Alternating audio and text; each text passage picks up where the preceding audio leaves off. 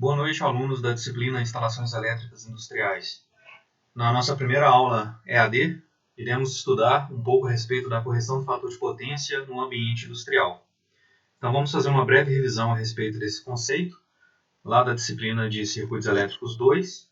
Vamos relembrar o que ele significa, como ele é feito, as razões pelas quais ele precisa ser feito, e vamos dar uma olhada como que de fato acontece na prática.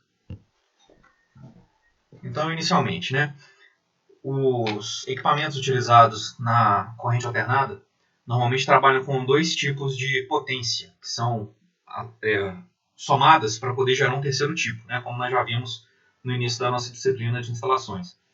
Essa energia reativa, ou essa potência reativa que esses equipamentos possuem, está relacionada à questão do estabelecimento de campos eletromagnéticos.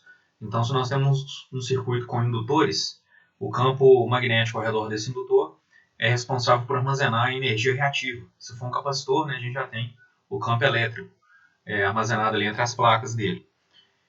E, no caso, sempre que houver uma quantidade de energia reativa muito grande, seja ela capacitiva ou indutiva, isso vai gerar uma série de problemas para o nosso circuito. Então, não é que o indutor é o vilão e o capacitor é o mocinho. Quem está em excesso é que está sendo prejudicial ao circuito. E a questão é que, de maneira geral, em um ambiente industrial, a maior parte da energia reativa é indutiva, por causa dos motores. Sendo assim, para garantir o equilíbrio, os capacitores são acrescentados. E aí, se a quantidade de energia reativa estiver muito alta, a gente começa a ter uma série de problemas. E é necessário instalar uma fonte reativa nas proximidades dos equipamentos, ou seja, é necessário colocar ali uma fonte uma fonte no sentido de uma carga reativa que vai ser responsável por equilibrar aquela energia reativa do sistema. Então aqui a gente tem alguns problemas que podem aparecer no circuito devido à operação com baixo fator de potência. Primeiro, se o fator de potência estiver muito baixo, ou seja, se eu tiver uma parcela reativa de potência muito alta no circuito, ela vai exigir uma corrente maior do que se ela fosse uma parcela pequena. Desse modo, a corrente do circuito fica elevada e aí é necessário trabalhar com condutores mais espessos, por exemplo. E aí a gente tem também a questão da perda de energia, porque se a gente tem uma corrente mais elevada, a potência dissipada no condutor é corrente ao quadrado vezes a resistência dele. Então, quanto maior a corrente, maiores são as perdas que a gente vai ter nesse sistema. Outro problema também aparece na subutilização da capacidade instalada. Então, exemplo, se eu tiver ali um transformador de 10 kVA, o limite de transformação dele, de quantidade de energia que vai poder atravessar por ele, é 10 kVA, quantidade de potência, 10 kVA. Agora, se a gente estiver trabalhando com um fator de potência muito baixo, dentro desses 10 kVA eu vou ter uma grande parcela de energia que é só reativa. E essa energia reativa só serve para a criação de campos eletromagnéticos. Ela não é usada para se converter em outros tipos de energia, como térmica, cinética, luminosa, sonora. Então a gente está carregando aquele transformador ali com uma certa potência que não está sendo usada para realizar trabalho. E isso é ruim, porque a gente poderia estar alimentando mais cargas. Ou, se a gente pensar por outro lado, eu vou precisar de um transformador maior para conseguir alimentar a mesma quantidade de cargas. Sobrecarga nos equipamentos de manobra, limitando sua vida útil. Isso está relacionado com o primeiro item. Se a corrente é mais elevada, logo a gente vai sobrecarregar os equipamentos de manobra, ou seja, equipamentos que são utilizados para estabelecer e interromper a corrente elétrica de um circuito. Se for esse o caso, toda vez que o circuito for interrompido, vai aparecer ali naqueles terminais um arco elétrico. E esse arco quanto maior a corrente, mais desgastante esse arco elétrico vai ser do ponto de vista desses equipamentos de manobra. Então a manutenção dele vai ter que acontecer mais rápido. E necessidade do aumento da capacidade de equipamentos de manobra e proteção. Então entra a mesma ideia. Se a gente for trabalhar com correntes maiores, nós vamos ter que nos preocupar com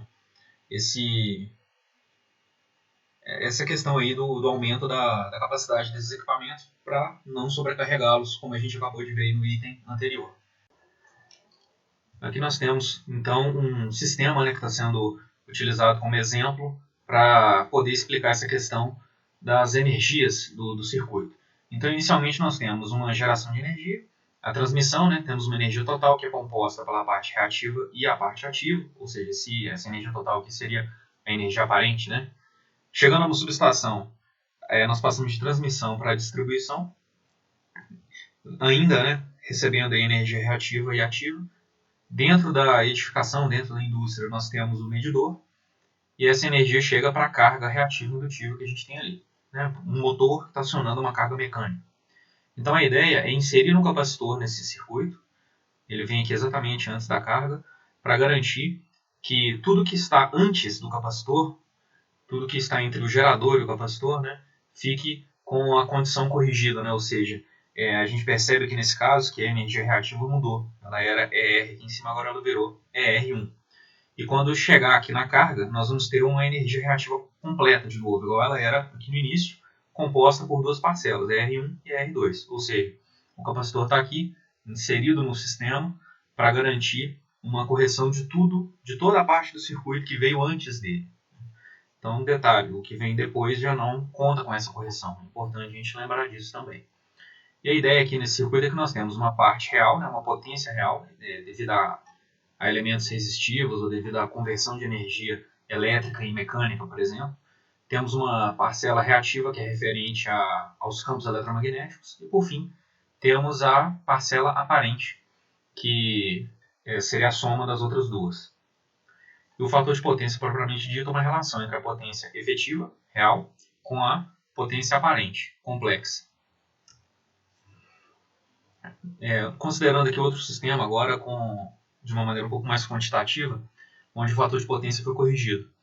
Então nós tínhamos aqui uma potência ativa de 4 MW, uma potência reativa de 3,5 MVA reativo, uma potência total de 5,3 MVA. E o fator de potência aqui de 0,75. Isso são os dados da carga, igual a gente está vendo aqui embaixo. Quando esse banco de capacitor foi acrescentado, né, de 1 MVA reativo, nós vamos ter a condição de baixo, né, ou seja, a potência ativa permanece a mesma. Esse dado é importantíssimo na hora de trabalhar a correção do fator de potência, né? Não tem problema acrescentar capacitores no circuito, a potência efetiva nunca muda. O motor continua sendo capaz de acionar sua carga normalmente. A potência reativa agora apareceu 1 MVA reativo menor. Por quê? Ela era indutiva. Quando a gente colocou 1 MVA do capacitor, ela se tornou um pouco menos indutiva agora, né? E o total também diminui, né? A potência aparente caiu de 5,3 MV para 4,7 MV. E, no fim das contas, nós temos um aumento no fator de potência. Por quê? O fator de potência aqui era 4 dividido por 5,3. E aqui ele é 4 dividido por 4,7. Então, reduzindo aí o denominador da fração, a gente consegue um resultado maior. Essa é a ideia básica da correção do fator de potência. E aí nós temos os capacitores. São os elementos utilizados para fazer essa correção. Então, a ideia básica dele é que ele é composto por duas placas condutores separadas por um material isolante. E devido a essa isolação, ele consegue acumular cargas separadamente nessas placas, um lado positivo, outro lado negativo. E a capacitância, que é a característica principal dele, é uma relação entre a quantidade de carga elétrica que ele armazenou e a tensão que surgiu entre os terminais dele. Então, de acordo com essa relação, a gente consegue calcular essa capacitância dele, né, dada em farads, normalmente em microfarads, nanofarads. A unidade farad é muito grande, né, então é usada uma parcela bem pequena dela. A energia armazenada no capacitor ao longo de um quarto de ciclo vai depender da tensão que está sendo armazenada nele. Então nós temos esse cálculo aqui, né, que seria a energia armazenada, é meio de C vezes a tensão de pico ao quadrado. A quantidade de energia que ele armazena até chegar no valor de pico da tensão. Depois disso ele está descarregando e quando entrar no semiciclo negativo ele começa a carregar com a polaridade oposta. A corrente e a tensão nos terminais do capacitor se relacionam através dessa expressão aqui, ou seja, a corrente é igual a capacitância vezes a variação de tensão no tempo. A gente só tem corrente fluindo no capacitor se ele estiver carregando ou descarregando, né? Então é aquela ideia de que a corrente leva, né, as cargas do capacitor, leva para ele ou leva dele, né, de acordo com a carga ou descarga. E esses capacitores podem ser associados, isso acontece muito, né? Principalmente porque a gente fala em banco de capacitores que vão ser utilizados para correção de fator de potência. Então, se a gente coloca os capacitores em série, as capacitâncias se relacionam como resistores em paralelo. E se a gente ligar capacitores em paralelo, as capacitâncias se relacionam como resistências em série. Então é o oposto, né, do cálculo da resistência equivalente. Há algumas características construtivas dos capacitores utilizados para essas correções. Então nós temos uma caixa, uma carcaça, que é a parte que vai envolver, né, toda a estrutura do capacitor, tudo que ele usa para funcionar vai estar armazenado ali dentro. Então ela tem normalmente a placa de identificação, isoladores para garantir a conexão de tensão de forma segura e as alças para garantir transporte e instalação deles. A armadura, que são as folhas de alumínio enroladas com dielétrico, ou seja, são aqueles condutores, né, com dielétrico no meio que vão ser responsáveis por gerar a capacitância que a gente está querendo usar de fato. O dielétrico, que é uma camada de material isolante para separar, né, as placas da armadura. E ele tem também um resistor de descarga. Ele garante a descarga do capacitor depois que ele é removido da rede, de modo a não causar nenhum acidente, né? Ele fica energizado e aí ele pode então causar algum choque elétrico, por exemplo. Então, a ideia desse resistor é que depois que o capacitor é removido da rede, ele leve ali cerca de 1 minuto ou 5 minutos, né, dependendo do nível de tensão que ele foi fabricado para funcionar. Mas a ideia é que rapidamente ele consiga chegar a uma diferença de potencial próxima de zero e vai impedir qualquer tipo de acidente aí. Então nós temos aqui como exemplo um capacitor industrial utilizado para essa correção do fator de potência. De maneira geral, no interior dele a gente observa que são vários capacitores, né, conectados em série ou paralelo, de modo a gerar aquele banco ali. E aqui a gente tem um resistor de descarga ligado entre os dois terminais para garantir que esse capacitor não vai causar nenhum acidente, né? Aqui um desenho um pouco mais detalhado dele, os isoladores para permitir a conexão da tensão, isolação da armadura dele para a caixa metálica. Aqui nós temos um olhal e uma alça, né, para levantamento, para fixação dele na posição final, as placas e a caixa metálica dele. E aqui, de exemplo, também temos uma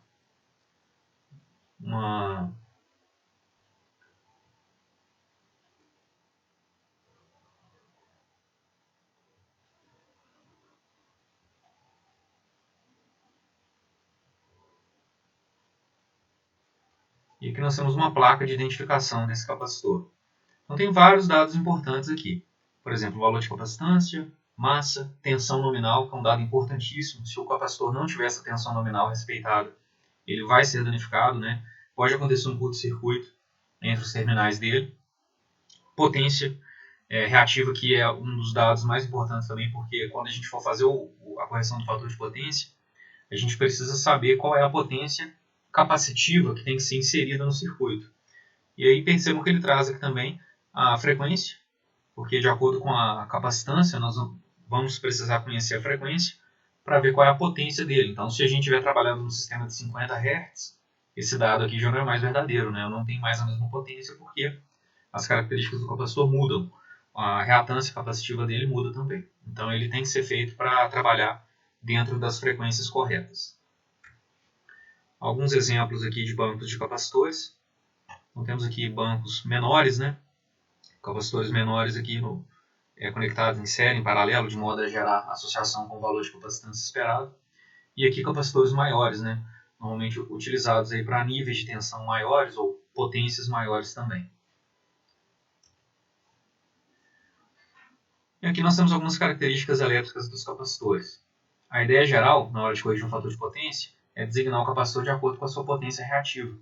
E aí eu vou saber para quanto eu preciso reduzir a potência reativa do meu circuito e aí qual é o valor de potência capacitiva que eu preciso colocar para anular aquilo ali. A potência absorvida quando o capacitor está submetido à tensão e a frequência nominal.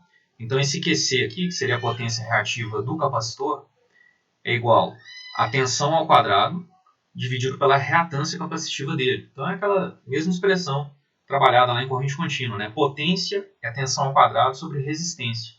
A questão é que aqui, em vez de aparecer a reatância capacitiva, que é o XC, apareceu aqui 2πfc. Isso é o inverso da reatância capacitiva. Então, multiplicar por 2πfc é a mesma coisa que dividir pela reatância capacitiva.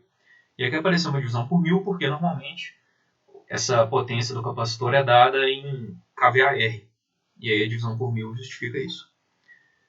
E os capacitores são fabricados para a tensão nominal entre fases ou entre fase neutra. Então, para baixas tensões, nós temos essas possibilidades aqui: 220, 380, 440 e 480 volts. Lembrando que o nível de tensão dele está relacionado aí à isolação que o capacitor precisa ter. Se eu pego um capacitor de 220 e trabalho com tensões maiores, a isolação dele pode não ser suficiente para isolar aquele nível e aí pode ter algum curto-circuito. E aqui nós temos alguns exemplos, né, de fabricantes de produtos, né, dos fabricantes de capacitores trifásicos de baixa tensão.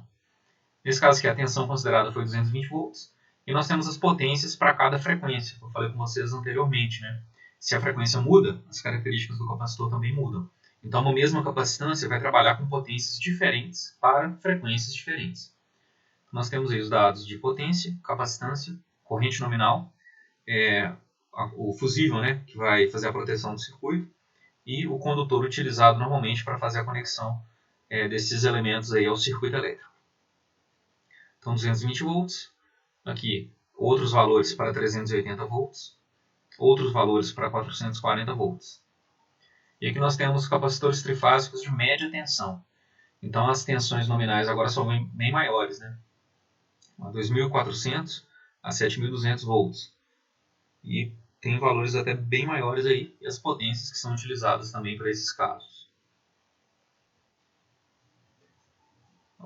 A localização dos bancos de capacitores vai depender normalmente do que a gente quer corrigir, né?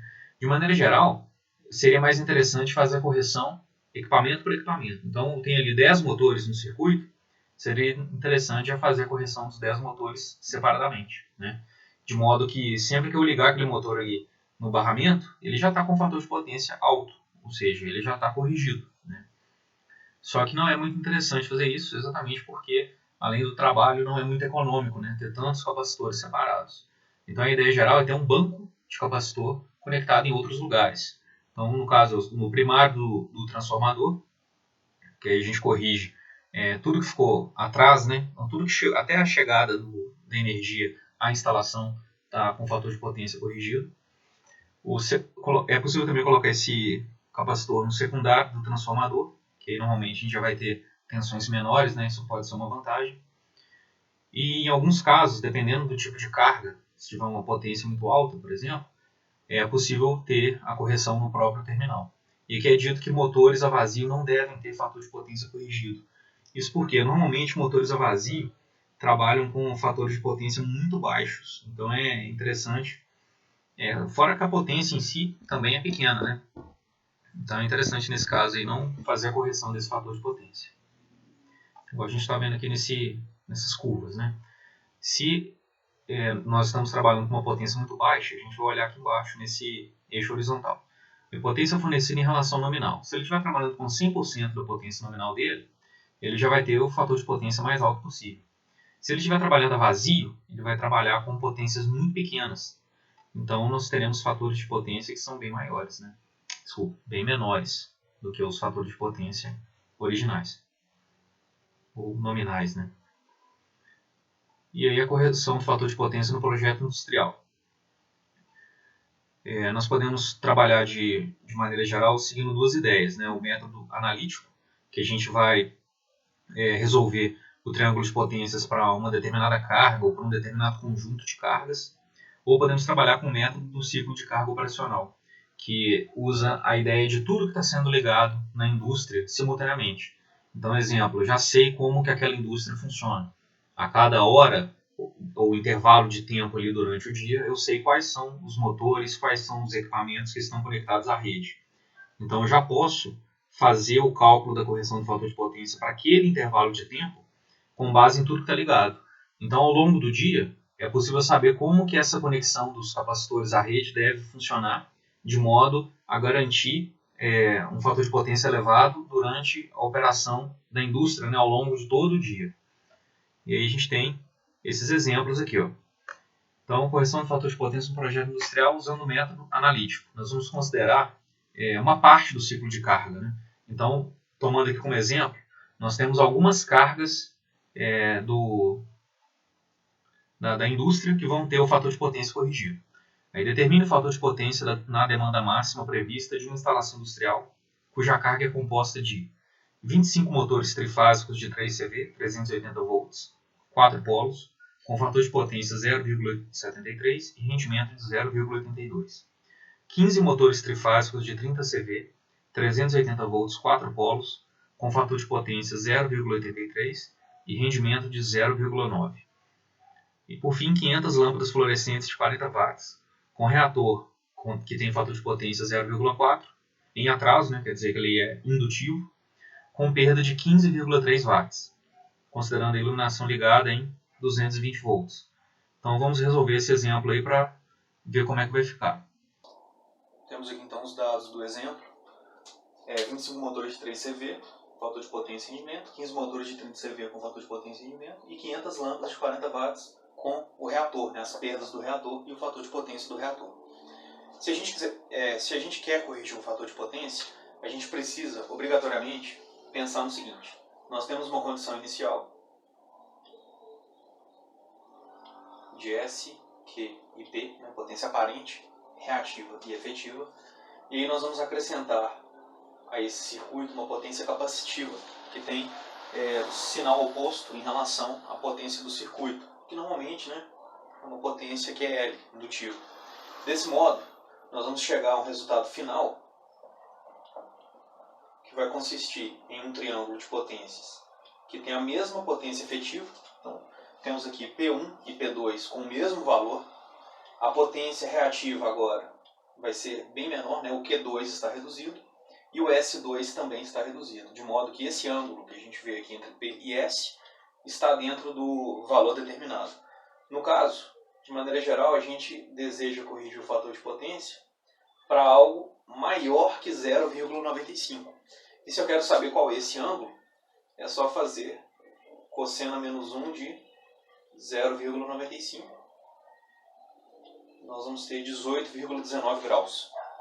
Ou seja, o objetivo nosso é pegar esse sistema, que é uma configuração que a gente ainda não conhece, e fazer ele chegar numa configuração cujo ângulo seja menor ou igual a 18,19. Então o objetivo nosso nesse exercício aqui é basicamente esse.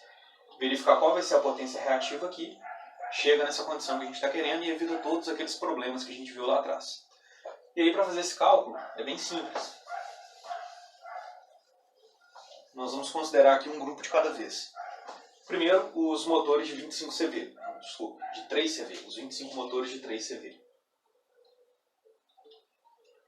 Para esses motores, então, nós temos que a potência elétrica é igual a 25, são 25 motores, né, vezes os 3 CV de cada um. Mas eu estou falando de potência em watts, não em CV. Então eu coloco aqui 736 para fazer a conversão. E no final a gente divide pelo rendimento, que é 0,82. E agora, com esses valores na mão, a gente já pode calcular a potência efetiva dos 25 motores. Então 25 vezes 3 vezes 736 dividido por 0,82. Vai dar aqui então 67,32 kW. E podemos também já chegar à potência reativa desse grupo de motores. De acordo com o triângulo que a gente acabou de ver, a potência reativa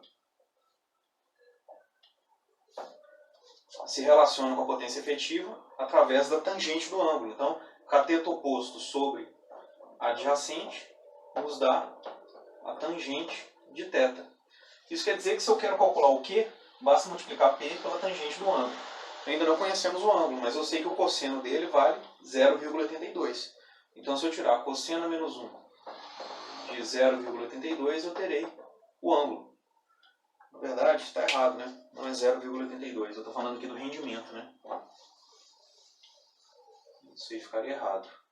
A gente tem que falar que o ângulo é cosseno menos 1 do fator de potência. Isso aqui é rendimento. Cuidado. O fator de potência aqui é 0,73. Isso quer dizer que o ângulo para esse primeiro motor aqui é 43,12. Então vou dividir, né, ou melhor, vou multiplicar potência reativa é o que eu estou procurando. Então ela é efetiva vezes a tangente. Então 67,32 K vezes a tangente do ângulo, 43,12 graus.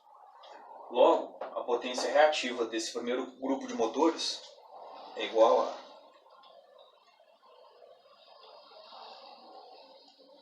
63,04 kVAR. Então aqui efetiva e a aparente do primeiro grupo de motores. Agora a gente repete esse raciocínio para os outros dois grupos, né? O de motores e de 30 CV e para as lâmpadas. Então, para os motores de 30 CV nós teremos potência elétrica. É só mesmo repetir a ideia, né? São 15 motores agora, vezes 30 CV, vezes 736 sobre o rendimento deles, que é 0,9.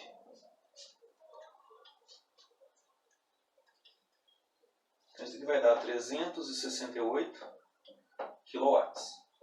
E a potência aparente vai ser igual a esse valor dividido pela tangente do ângulo. E o ângulo desse segundo grupo de motores aqui, com base no fator de potência de 0,83. Então, cosseno menos 1 de 0,83. Isso nos dá um θ igual a 33,9. Então, vai ficar aqui 368K vezes a tangente de 33,90. Então, a potência reativa aqui é 247,28 kVAR. E para fechar, agora a gente faz para as lâmpadas.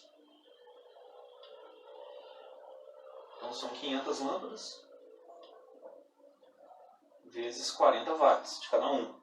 Só que ela tem um reator também que tem uma perda de 15,3 watts e ele deve ser levado em consideração. Então aqui eu vou somar 15,3 watts. Então a potência vai ser 40 mais 15,3 vezes 500 lâmpadas. 27,65 kW. Então aqui eu reuni as informações que a gente calculou até o momento. Está faltando calcular só a potência reativa das lâmpadas. Então lembrando, né, nós temos aqui 15,3 watts de potência por reator. Então 15,3 vezes 500 reatores, considerando o reator simples, vezes a tangente do ângulo. Para esse caso aqui, né, eu sei que o cosseno vale 0,4.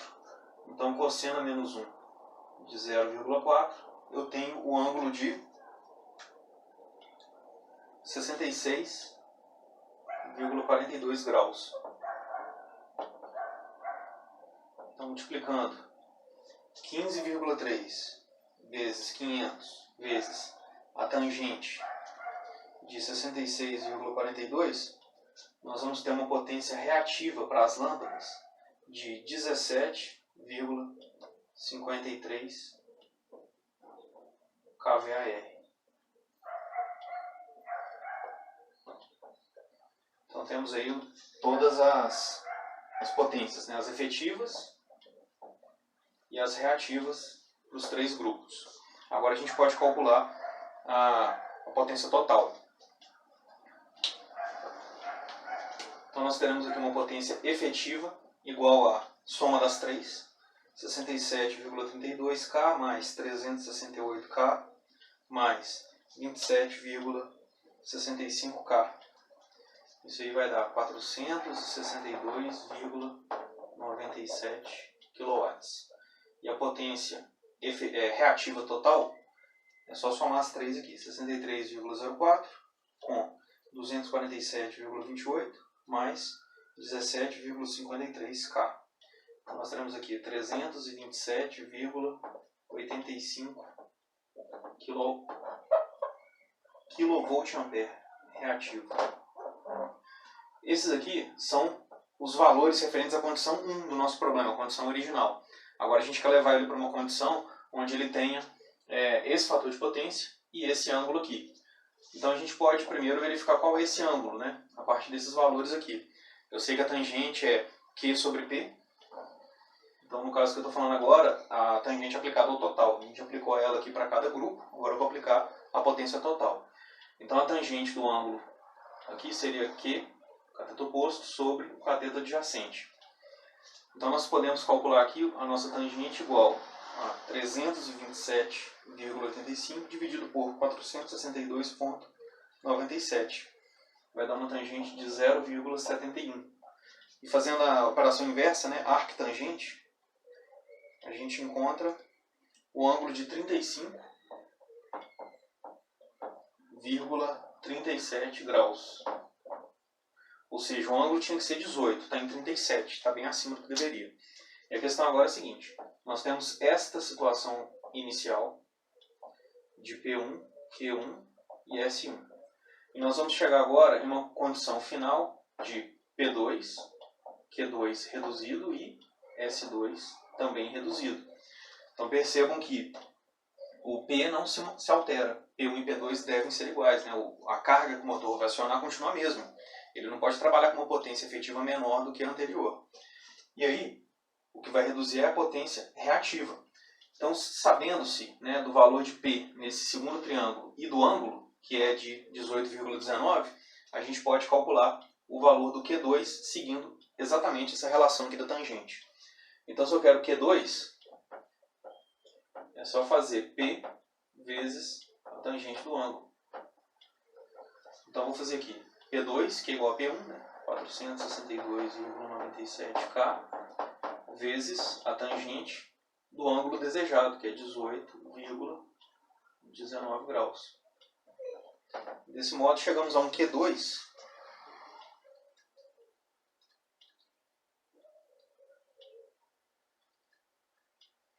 de 152,13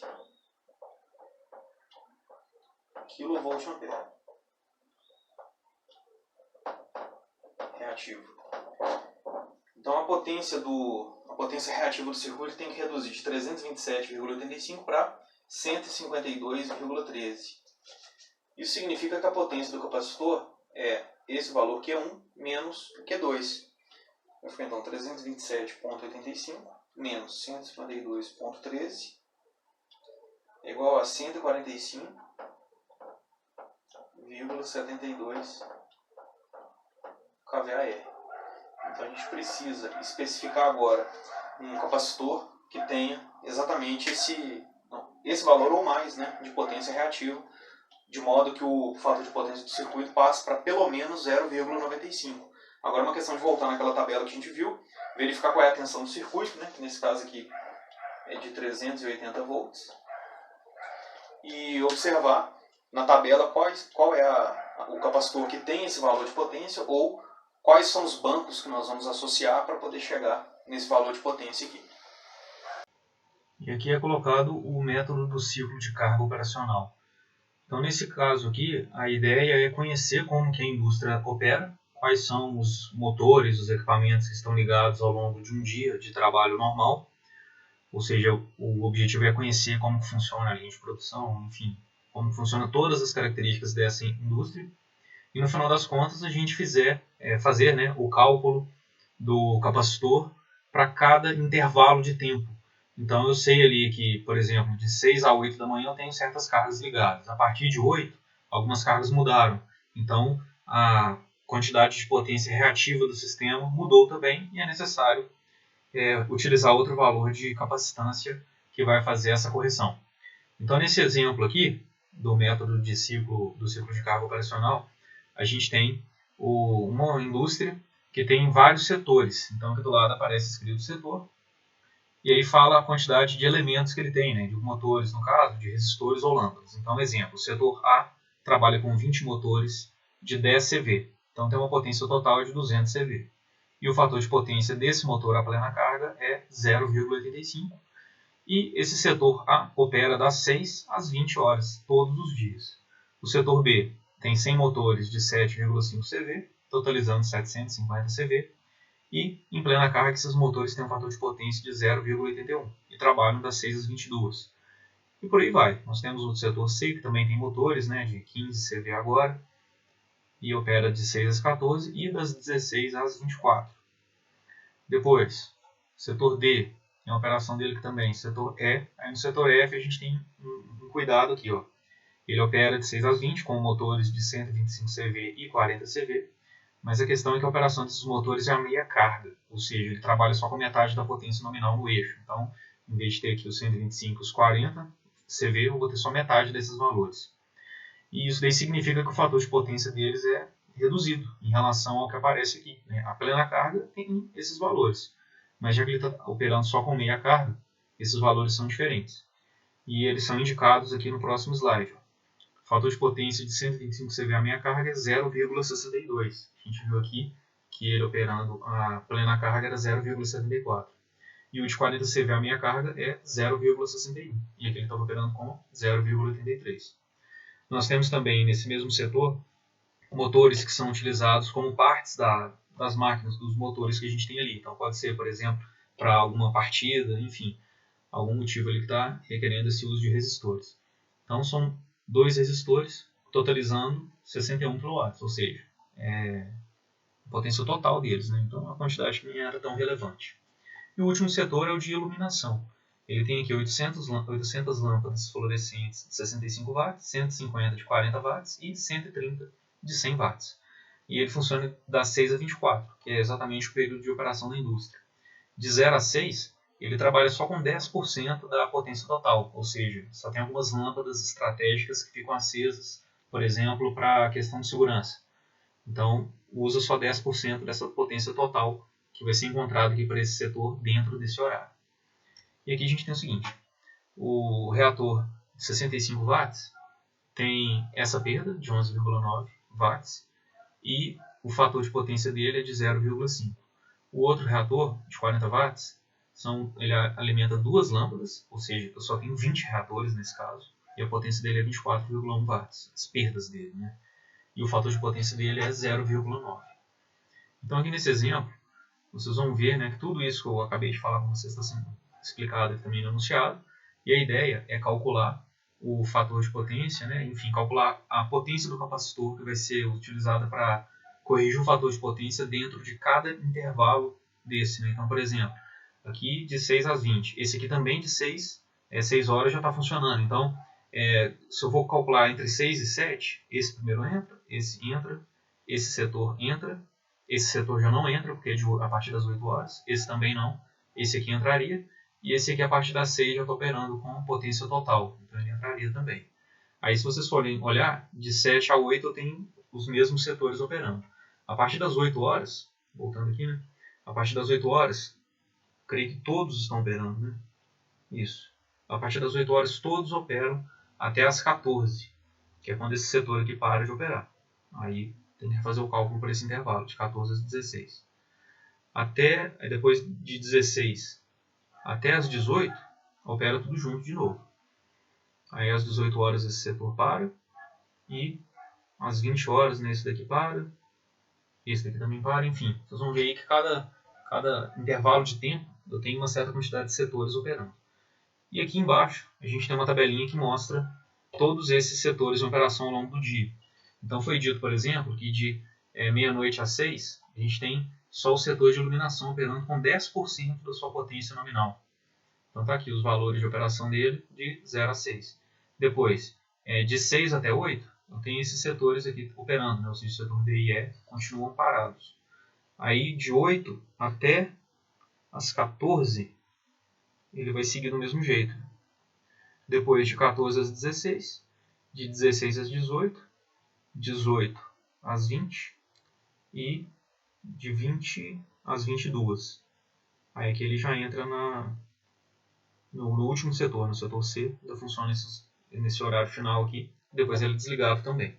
Então a ideia é que essa tabela aqui já é o resultado, né? Já são as potências de cada setor ao longo do dia, né? Com os horários aqui, e a potência do capacitor que vai ser utilizado para corrigir o fator de potência durante aquele intervalo. Então no início aqui, como o fator de potência já é 0,97, não precisa colocar capacitor. Depois disso, o fator de potência cai para 0,8. Então é necessário inserir uma carga capacitiva. Depois, ele vai trabalhar com outros valores aqui. Lembrando que aqui eu tenho um fator de potência 0,8, vou usar uma potência. Agora que o fator de potência é 0,81, que está mais próximo do que eu quero, eu vou usar uma potência reativa menor. Não, não é necessariamente verdade. Porque agora eu tenho um volume de potência reativa maior aqui. Ó. Entraram 2 setores em operação. Então é aceitável, né? Eu ter uma potência maior para fazer a correção desse fator de potência. Lembrem-se que a ideia é equilibrar os fatores de potência.